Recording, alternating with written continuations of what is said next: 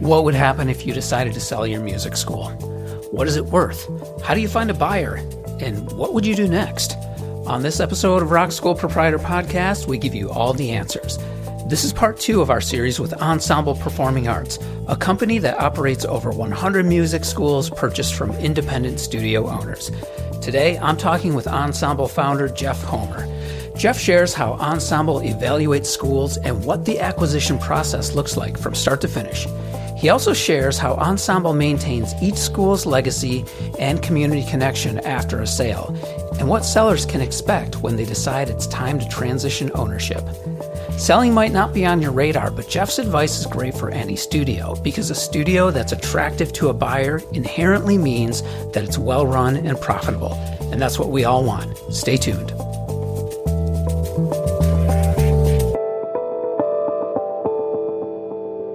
If you're a guitar instructor and you've used one of the dozen or so popular method books, you've probably noticed that gap between what's in the books and what students actually want to learn. Most guitar students want to play their favorite songs, and that means strumming, chord changes, timing. If that stuff is even in those method books, it's usually way in the back. I put together the exercises in Complete Guitar Strumming to cover the foundational concepts that all guitar students need, but in a practical way that applies to their goals, which is playing their favorite songs. For instructors, the book comes with an instructor companion guide that walks you through best practices for teaching. I even have training videos that I've used with my own staff that you can access as well. The guide and the videos are free for anyone who wants to use the book for teaching. If you want to get really deep and understand the origins of the book, you can go listen to episode 50 of this podcast, or just head over to rockschoolproprietor.com/book for all the details. Welcome to Rock School Proprietor Podcast. My name is John Kazicki, and my co-host Mandy York is not with us today, but I do have a guest who is a lifelong student of music, self-proclaimed unexceptional student of music, but a proven and exceptional track record in investment and business development. He's also the founder of Ensemble Performing Arts. Jeff Homer is joining me today. How you doing today, Jeff? I'm great, John. And I think many of my teachers would declare me to be an unexceptional student of music, but I've very much enjoyed my time with them. Well, you know what? I tell you what, at my school, we're good with mistakes, and, it's all part of the learning process. And regardless of, how technically proficient you become, if you're having a good time, you're having a good time. So I'm definitely having a good time. I still good. Take a weekly piano lesson to this day. So it's fun. Nice. So, okay, I know, I understand from reading a little bit about your background and hearing you on Dave Simon's podcast. Was the first school that Ensemble purchased the school where you were taking music lessons? No, Okay. it's not. I decided, so I travel a lot. I have a complicated schedule, and I thought it'd be unfair to ask an ensemble teacher to accommodate me and my wishes. So I pay someone good money at an arm's length basis, and if they want to deal with me, they're getting paid to do that, and it's not a condition of their employment. Okay. And to fill in some blanks here, I think some of our listeners probably would know you as the founder of Ensemble, which is a company that purchases and runs music schools. But how would you describe Ensemble yourself as the founder and the visionary behind it? Yeah. Ensemble is meant to be a safe pair of hands for a performing arts entrepreneur that's built a business that means a lot to them, it means a lot to their community, and that they want to see continue to thrive after they're no longer involved, but they're looking to spend their time in a different way. So someone that's looking to step outside of the business that they built or that they bought and run, and wants to see it, really, really cared for as they have, but not able to do it themselves anymore. So yeah, we're an owner and operator of music schools, dance schools, and some related performing arts businesses, but always in partnership with a founder or entrepreneur that helped to build those businesses. Okay. And what kind of numbers are we talking about here in terms of, I guess more specifically, music schools, only because that's kind of more the audience for this podcast, although certainly interested how many dance schools you have also. Yeah, we own 110 music schools and music stores across the country. We're in about 30 states. And yeah, it's a wonderful partnership of community music schools and music stores. And so they all continue to do business. as Tampa Music School and Grace Music School and the Music Shop. So we haven't rebranded these. So they're not a corporate or franchise conglomerate. They're a bunch of community art schools that we now operate on behalf of those teams. Okay. I had this in my questions actually for later in my conversation, but it's sort of organically. I guess I am curious. What do you think is the difference between the collection of music schools under the Ensemble umbrella and, say, some of the franchises that we do see operating in, across the U.S.? The difference is local specificity. So if you'll allow me to leverage a consulting framework for a second, I was never a consultant, but consultants love 2x2 boxes, right? So if you took our portfolio and you put it on an axis where the student experience is serious and there are high expectations, to where the student experience is fun and it's meant to be introductory and really exciting and fresh, and then you took the pedagogical approach and you organized it from classical to contemporary, we have schools in all four of those boxes in terms of even the elusive contemporary serious school. We do have a few of those. And it would be really hard to represent those student experiences under one brand. And that's one of the reasons we decided not to, was that there was not, in our view, an opportunity to speak to the difference between a serious school where students have collegiate or pre-professional aspirations and a place to bring your 6-year-old to have a really fun first experience with music. And so that's one of the reasons we love keeping those local brands, because they speak to an experience that has been of value to that community. I think highly of some of the franchises in our space. I think School of Rock in particular is a great experience for students. I love that it's very performance oriented and that a student that comes in is going to get on stage with their friends as fast as possible. And maybe we'll go back and fill in the theory and technical skills later once you've gotten hooked with that performance experience. And I think that's very valid. I've always said that you could have a conservatory style school, which is most of our schools, and a School of Rock next door to one another, and no parent would be confused about which experience was right for their kid. Schools like Bach to Rock, I think are more different based on who's running them. The name Bach to Rock kind of implies trying to be all things to all people. Like, that's quite a span. So I love that our portfolio has kind of that pinpoint specificity in terms of, where are we offering it? The name of the neighborhood or community is often in the name of the school. And what are we offering in terms of something specific at the student level? So on that point, not in my questions, but now I'm curious about this. How, I understand, I run a rock school myself, and I understand how a School of Rock standardizes their operations. I understand how Bach to Rock standardizes their operations across country in many locations.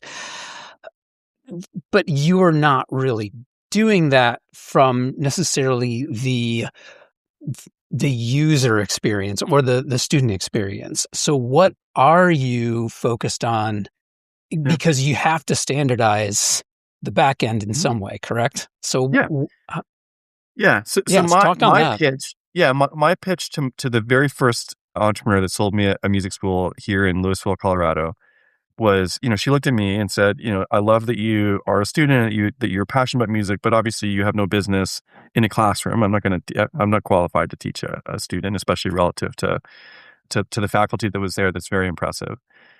And so, it was never my intention to influence the classroom experience, because that's not my place of expertise. But I did see a school at that time that was serving students really well in the classroom, but not running a business that matched that same quality behind the scenes. And so, this was pen and paper, Post-it note kind of, environment on a regular basis. And a lot of the teachers experience the schools like, hey, John, here's your schedule for the week. It's on an 8.5 by 11 sheet of paper.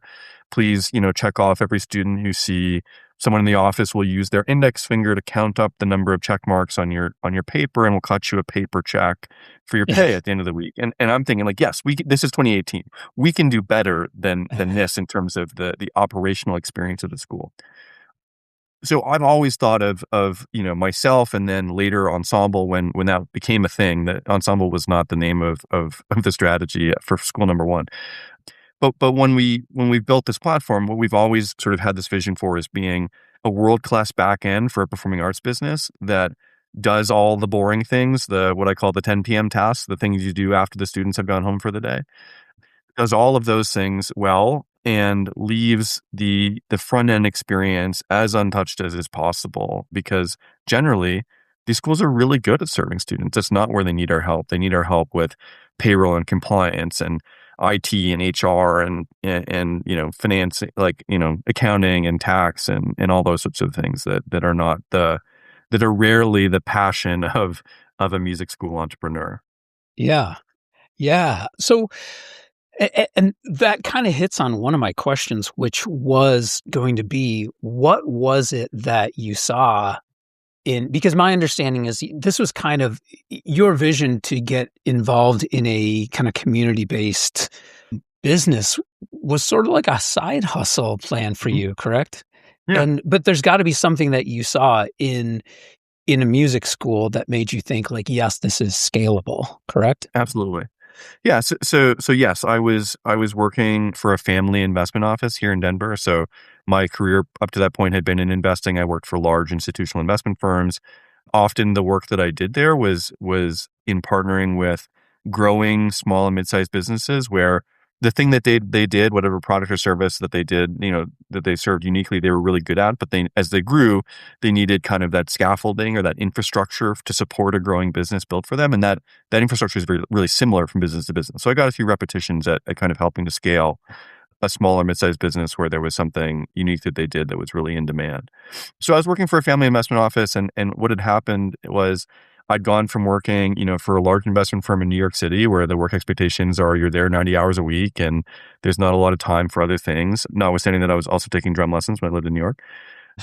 But but when I moved to Denver, I ended up with a bunch of time on my hands, and I needed something to fill some of that time, and I thought it'd be really interesting to own a small business and to have a connection to the real world in that way. I love investing. I think it's a fascinating intellectual exercise, but it has a level of unreality where you interact with a spreadsheet and beneath all those numbers are real people making real decisions, but you're not in touch with them. And so I thought it'd be really interesting to break through that in on my nights and weekends and have a small business that I had a connection to and interact with some real people in my community.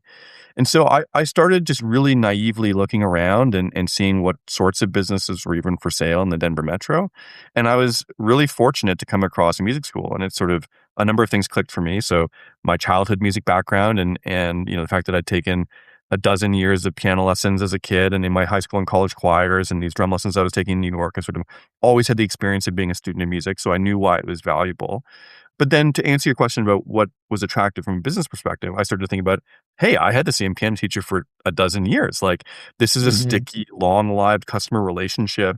And there's lots of things to like about the business from a purely financial or investor perspective in terms of that passionate student that has a connection with that teacher translates to customer lifetime value, to recurring revenue.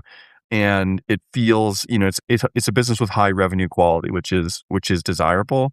There's even like a little bit of what's called a negative working capital cycle, meaning that you collect money from your parents in advance of paying your teachers. And so there's actually a little bit of a float that's created when the business starts to operate, which is a really attractive feature that growth in a music school creates cash. It doesn't require cash like many other businesses do. So there's lots of things to like about it.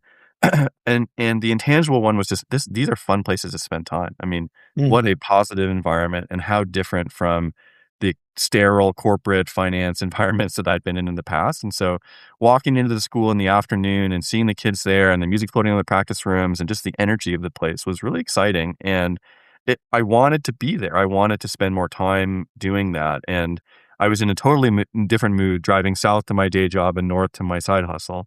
And that's Mhm. how I started to think about, hey, can this scale? Is this, y- you know, I helped this one school set up a back office and get off of the pen and paper, that I mentioned, and get some systems and process set up to address some of those opportunities for digitization. Are there other schools out there would have the same dynamic where they're really great at serving students but need help in the office? And that's where the idea for Ensemble was born.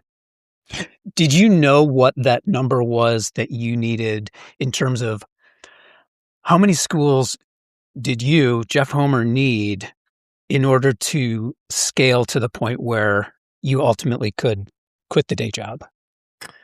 So my original vision for the business was that we were going to buy 40 locations. So obviously we blew past that, and we've moved the goalposts out a couple of times now.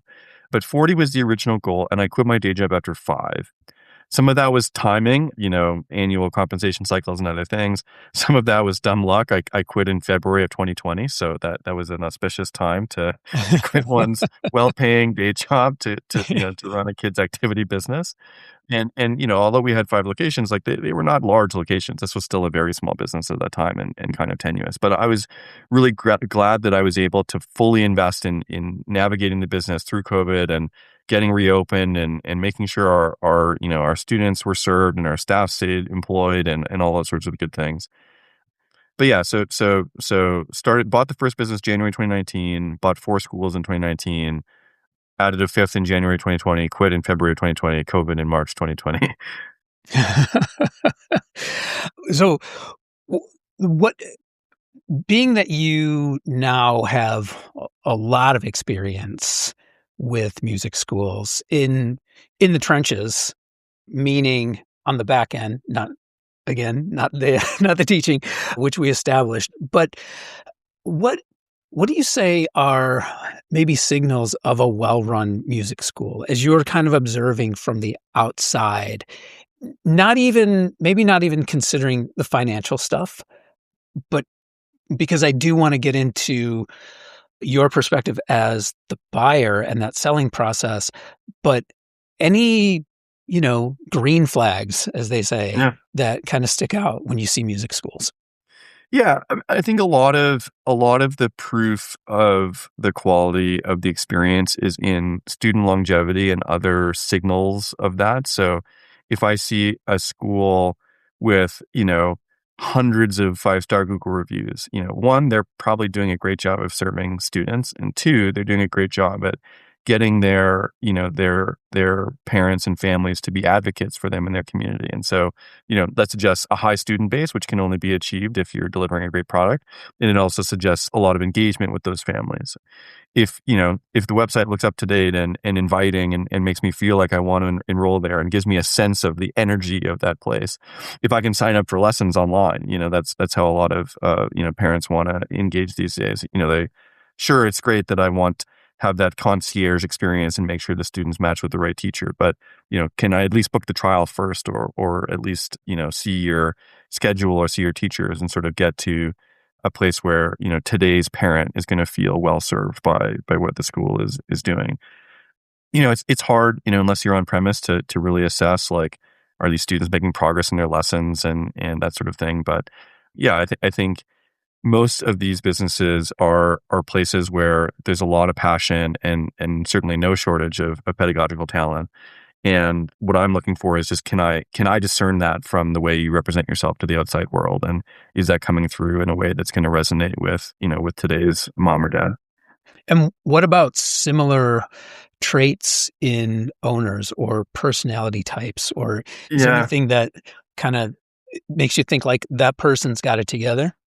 an overwhelming trend in some of the top performing schools that we acquire is a partnership between a spouse that is a teacher and a spouse that has a corporate or business background. Okay. Those mom and pops literally often really do well, where one partner is bringing that student experience and the pedagogical approach, and the other one is making sure that there is an infrastructure set up in the background to support it. 2 business partners can often achieve the same thing, but I feel like more often those are both musicians. So I think the spouse framework is one that I often see go really well. But even just, moving beyond that kind of for a second, it's really, do you have someone in the building that has kind of a systematic or procedural way of thinking about scalability and growth? And you can build a wonderful business with 50 clients that all really well, but as you get to hundreds, you need different ways of serving them. And some folks have that natural inclination to look at, how can I automate this, how can I use technology, how can I use today like AI to support the growth of my business. And some folks really just want to lean into the classroom experience and let that be what drives the word of mouth and excitement around the business. And in my experience, it's good, but that's not maybe enough to have, to have the level of success that you might want. That's interesting. Yeah, it's kind of sounds like you're talking about staying current, right? Understanding what is happening now and how that's going to impact your business or how you can leverage that for your business. It's kind of funny, Jeff. It's making me think about sort of my early days in playing in an independent band and seeking first distribution for our records and then label representation. And what I learned back then was you get more interest from the labels the more successful you are independently. Yeah. So it's very, and obviously the labels they have a lot more say in other areas that independents can't take you, but it does feel very similar if I can kind of draw a parallel. Any thoughts on Sure. that? Yeah. Yeah. I think, yeah, that's right. Where six, one of the things I love about the music school business model is there is a virtuous cycle that is created where momentum begets more momentum, right? So if Mm-hmm. you are good at attracting students, you will be successful in attracting teachers and retaining teachers because you'll be able to get them the hours that you're looking for.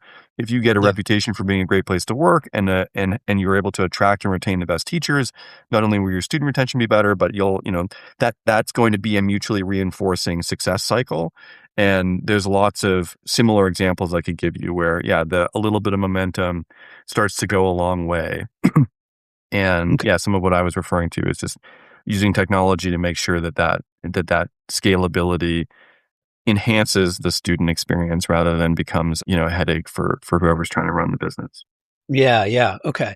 Well, I really wanted to talk to you about that selling process, Sure, and yeah. we've built a solid foundation for that now. So maybe you walk me through from your perspective, your side, a the scenario where maybe you are talking about purchasing another school, and what is that acquisition process like from your side, and what are kind of the major phases of that?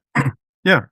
So we like to describe sort of 3 pre-closing phases, 3 post-closing phases to sort of orient people to the process. So the first phase is a discovery phase. And so in this phase, we're meeting with an entrepreneur, and generally that person is telling us about some reason that they need to make a change with how they spend their time, right? So really commonly this is, I want to retire. I need to relocate. I have kids or grandkids that are changing how I want to spend my time. My spouse has a business that's really taking off and I want to lean into that instead.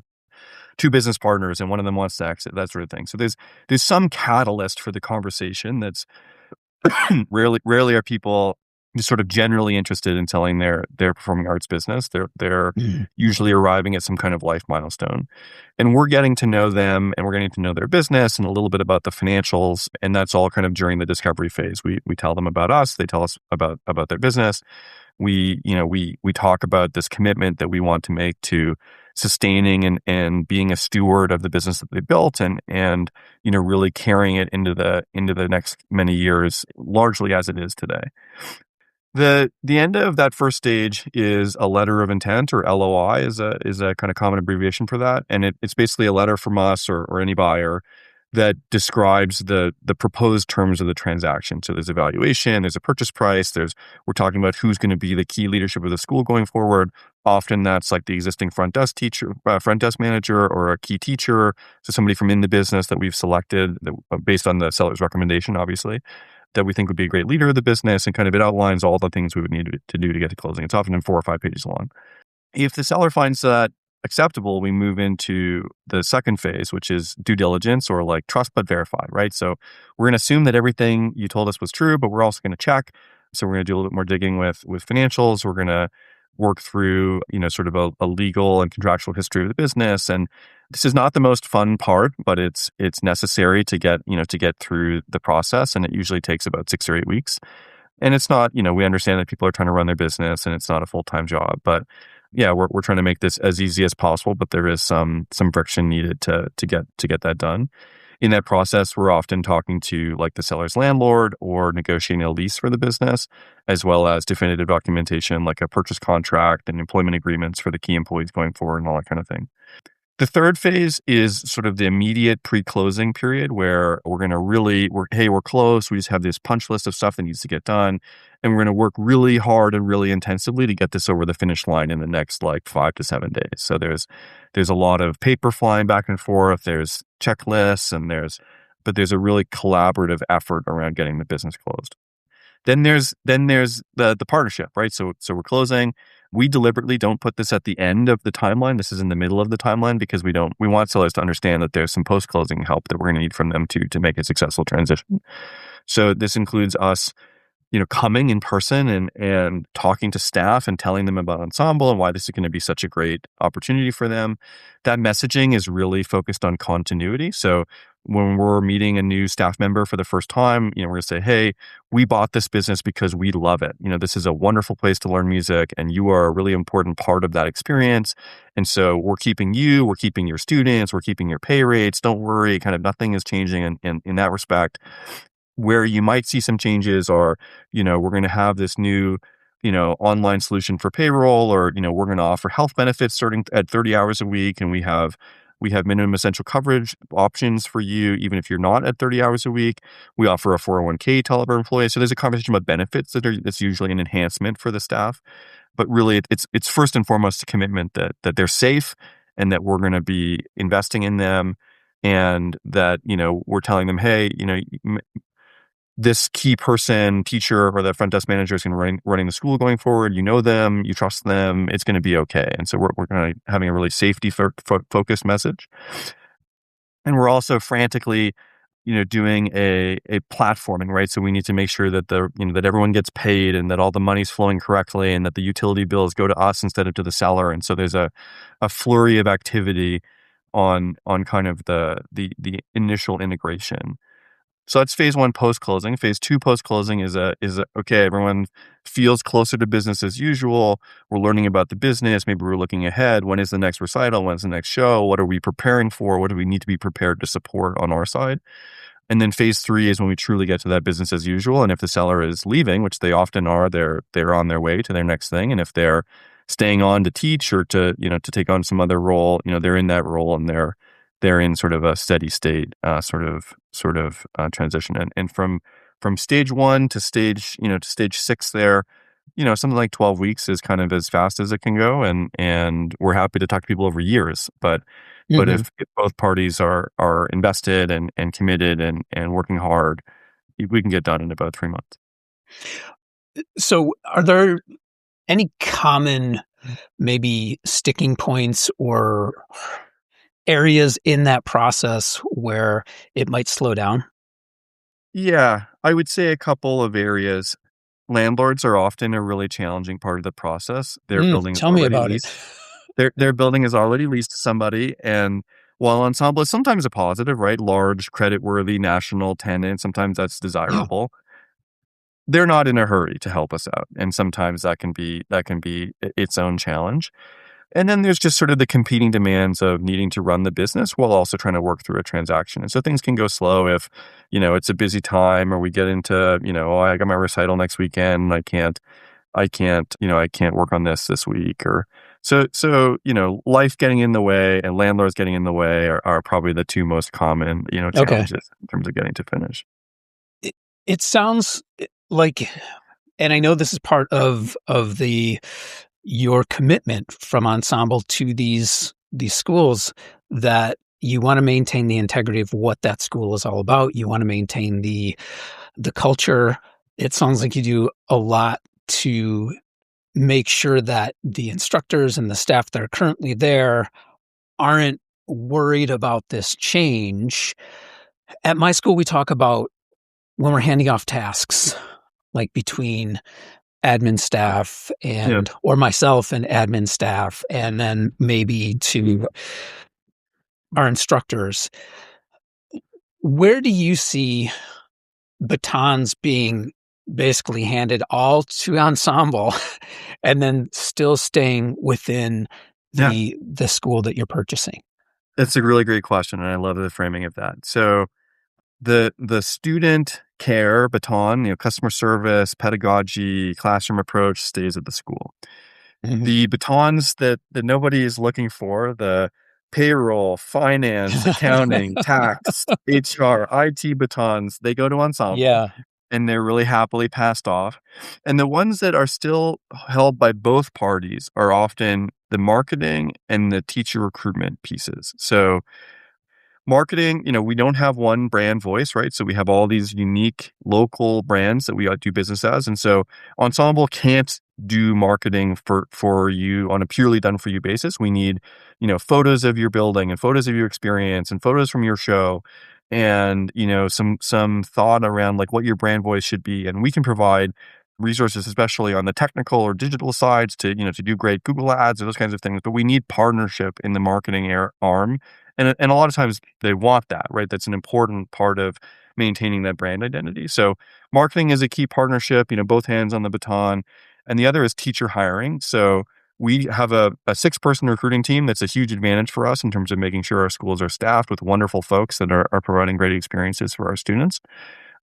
They do a lot of the legwork in terms of posting ads and sourcing and going to job fairs and colleges and recruiting great teachers. But of course, we need to make sure that our location managers are excited to employ these folks. And so our approach to hiring is usually kind of a 2 thumbs up approach. We are doing quality control, especially where we don't have a professional music educator in the GM seat, the general manager seat.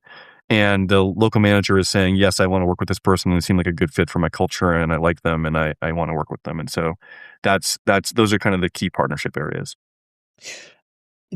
Are there any instances, or have there been instances where it made me, when you mentioned marketing, it made me think about this and brand identity, where you've come in and sort of tweaked something and thought like, you know what, the branding for this business is good, but if we just leaned into this other thing that they're already doing a little bit more, then it would take it from good to great? Or is that something that maybe wouldn't come into the realm of what Ensemble does? Yeah, we do a little bit of this, but when we do it, it's in partnership with local leadership that's excited about some kind of direction for the studio. So we don't promise to like, put your logo in a freezer and never change it, for 50 years as graphic design trends change and the world evolves, right? So Of we want to course. make sure that we're staying modern and we're staying current. So things like web design and logos and that sort of thing, are things that we will update in partnership with that local leadership and generally to great effect, right? So you know, the text, name of the school with a single quarter note next to it, like, yeah, we can do better than that. Like, let's go. Let's Yeah. let's get something really graphically fun and interesting and think about what our colors should be and reflect that on the website. And so that can be really energizing in my experience. And so, yes, we are willing to, keep up with the times, to reference, something you said a few minutes ago, and sort of make sure we stay current and relevant. But I think the core identity of the school is, what does it feel like to walk in there? What is a student? Who is the right student in terms of their background and interest and goals and level of commitment? Those things, are really slow to change and things that I think we don't try to influence because there's evidence from the success of the school over the last 20 years that what they're doing is working and serving that Mhm. community. Are there any common things that do change? And I guess things that would be noticeable more from, I guess, the the customer side, or maybe the instructor employee side. Yeah. Um, The employee side is much more visible, right? So we're talking to the staff and they know that we're partnering with Ensemble and they know that they're now an employee of Ensemble. And I mentioned earlier the benefits and they'll have the sure. online payroll and the healthcare and the 401k and also the advancement opportunities, right? So we have 110 schools. If you're someone if you work at a school that has a manager, where do you go? Well, you can go to another school. You can come to work for us at corporate. You can take one of those recruiting jobs. Like there are advancement opportunities that I think are really exciting. And so we lean into that with teachers. For students, we really try to have the experience be that they show up on the day after closing and they see the same person at the front desk and they go have their lesson with the same teacher and that things are really similar. Over time, we might invest money in upgrading the space. We do renovations. We'll do some of those like rebranding sort of, like the graphic design and branding kind of uplifts. But I think, it may also be on smaller stuff. Like we might bring retail to a school that doesn't do retail and have a few convenience items that are there, asking the teachers what books they want to teach out of and make sure that those are stocked and that we have accessories or the types of student level instruments that the instructors like to recommend so that when somebody comes in for their first lesson, they can go home with something to practice on that day and not have to buy something of questionable quality off Amazon later. We do a part of our business is we have a large music instrument rental platform. So we also have the ability to rent students instruments, especially string students. So I would say those are some of the things where we're adding to that student experience. But in terms of someone that's enrolled in lessons, I think they're going to have a high level of continuity in their experience. Okay. I'd be remiss if I didn't ask about any experiences or acquisitions that didn't go well and learn a little bit about that, whether that's to just, have an interesting story to tell here on the podcast or something to learn from. Yeah. Yeah. So I'm glad to say that we still operate all of the businesses that we've acquired. We haven't closed any down. The common theme in response to your question is overwhelmingly the people we buy schools from are really passionate and really proud of the businesses they've built. And they want to see these things be incredibly successful for the future and they want to hand them off in tip-top quality. And we get people that work really hard and, still spend the marketing dollar and, go do the farmer's market performance and whatever on the day before closing because they think it's the right thing to do. But we have had a few cases where that has not been the case. And basically, I described that process of selling, the end of stage one is that LOI. And we've had people that kind of stopped running the business after they signed the LOI and they worked through the process and we inherited a business where a lot of the momentum had come out of the system. And we got a business that was kind of stuck in the mud. And there's a lot of effort that was needed to get that moving in a strong direction again. And in some cases, that ground that you give up, sometimes is lost and sometimes it just takes a long time to get back. So yeah, I would say that's probably the common theme is buying a business where it's like, hey, our show is in 3 weeks and we haven't booked anything, or we have a couple of key teachers that are leaving and we didn't tell you, or we haven't thought about replacing them, or I haven't started the process to hire somebody, or just sort of things like that again, the proud entrepreneur that really identifies with their business that's never going to be them, but there's been a few where we didn't get the benefit of that. So I sold my first music school, and that was 2013. So Ensemble wasn't even around at that point, and I sold to two of my instructors who were working for me, and I do remember, despite that, there were a couple of other instructors who, when I were gone, they were just like, okay, we're out. I mean, do you experience a lot of that? It sounds like you try and prevent that with the hands-on conversations that you have with the staff, but do you experience like a little spike in turnover at all? It's extremely rare. Sometimes there's a teacher that's like, hey, I was really just here as a favor to the owner or because we have a long relationship and that's really the only reason I'm still here. But overwhelmingly, I mean, I would say 99% retention through the transition. And I think that's driven by a few things. One, we're really trying not to upset the apple cart. So, if in your case, John, you had, two teachers that used to work for you that are now going to be elevated over the rest of the staff. Like in our case, we're usually taking the existing administrator or front desk person and kind of elevating them a little bit, but there's not a lot of change for the day-to-day experience in most of those staff members. So I think generally that's pretty continuous. And then we just ask kind of for the benefit of a few weeks or months to see how it's going.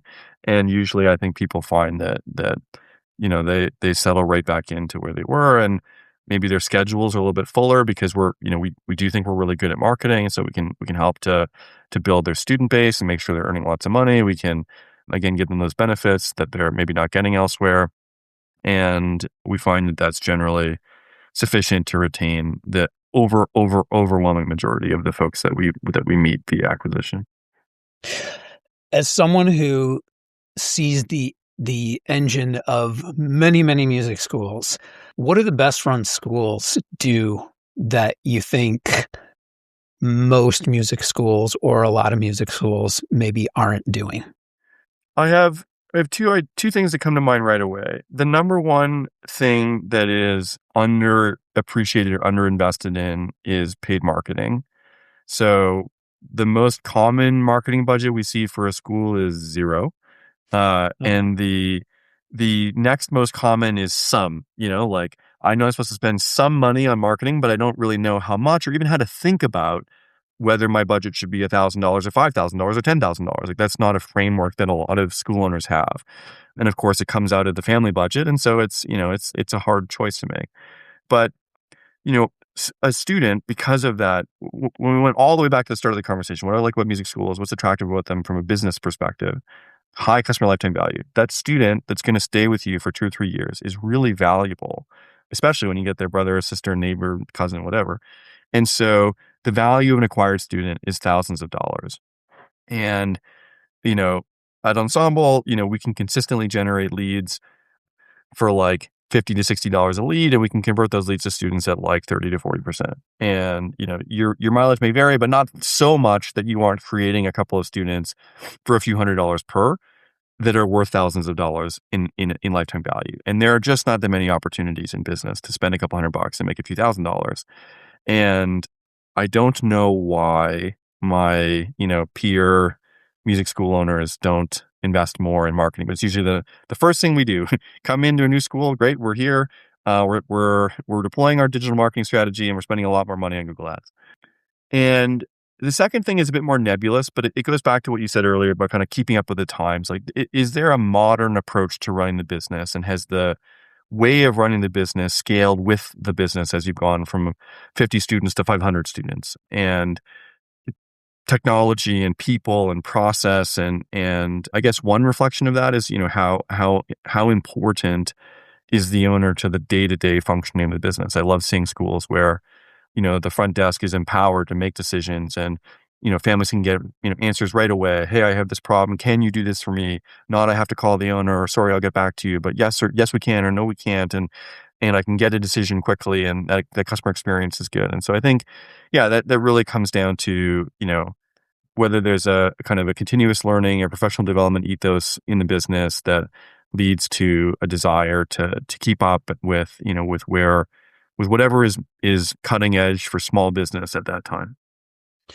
What advice, now on that, you mentioned either zero paid advertising or paid marketing budget or some, and you mentioned Google Ads in particular in that answer. What advice would you give to a studio owner who maybe is in that zero or some category? And you also mentioned continuing education, I believe. Can you speak on that, I guess, on both points? Because those are two really big categories. Paid marketing can mean a lot of different things. And I think most often music school owners think like, oh, I'm going to put some money behind a Facebook ad, or I'm going to boost a Facebook post or something like that. Do you have an opinion on either, or if you were to say like Facebook boosts and social media paid ads or Google ads? Yeah. I'll answer it in reverse order because I think it'll be faster. So Okay. Everybody listening to this podcast has some interest in continuing education, right? No one's listening to a music, rock school proprietor podcast that's not interested in learning about how to run one of these businesses unless they just find the two of us, unusually engaging and interesting, which is certainly not true of me. But but there's so many resources out there for small business owners, whether they're specific things to our industry, like Build a Music School or Mass or some of those similar kind of coaching communities for school Yeah. owners, or whether they're general resources like Chamber of Commerce or, you know, great books on building and running a small business. So there's tons of resources out there. It's just a matter of whether there's an interest in consuming them. And again, listening to this podcast is a pretty strong indicator, positive indicator for that in my view. So we might be preaching to the choir a little bit here. On the topic of advertising, I think the most important thing is to start. So wherever you are, get started. And if it's $500 a month, fine. Like at least let's get going with it and start to build some data, because conversion data and things like that, they build over time and they become increasingly valuable the longer you run them. I do have a lot of thoughts about kind of Facebook versus Google. There's two dynamics to this. One is technical. So social advertising got a lot less effective when Apple changed the privacy settings in iOS 14. It made it a lot harder to target individuals in a meaningful way. And so we reallocated a lot of our budget from Facebook to Google in the last couple of years. But there's also a significant difference in intent. So if you are advertising on social, you're trying to interrupt someone's scroll, right? And that's a hard thing to do, right? Where I'm zoned out at the end of the day, I'm scrolling idly and like, oh, I should sign my kid up for rock school. Like that's a hard thing to break through. Conversely, if you have parents that are looking for music school near me, making sure that you're showing up really high in that result and in the paid tier of that result is really valuable, because that parent is looking for lessons, and meeting them at a moment where there's high intent is really valuable. And it's worth spending, in our view, it's worth spending the extra money to get the person with high intent rather than the person, in a horizontal position on their couch that's not in a position to buy in that moment. So yeah, look, I think, back to the continuing ed thing, like this is something you can learn. There's great resources for this, but there's also, really affordable folks you can hire to do this for you. And it's not, prohibitive. And I think just getting started is such a valuable, because it's so much easier to tweak your budget up or even down over time than it is to turn the thing on in the first place. And so just getting started, having that start to run and to demonstrate to yourself, oh, like, how did you hear about us? I heard about you on Google. Okay, that's working. Let me continue to double down on the strategy as my business grows and as I can afford it. Yeah. Okay. Great advice.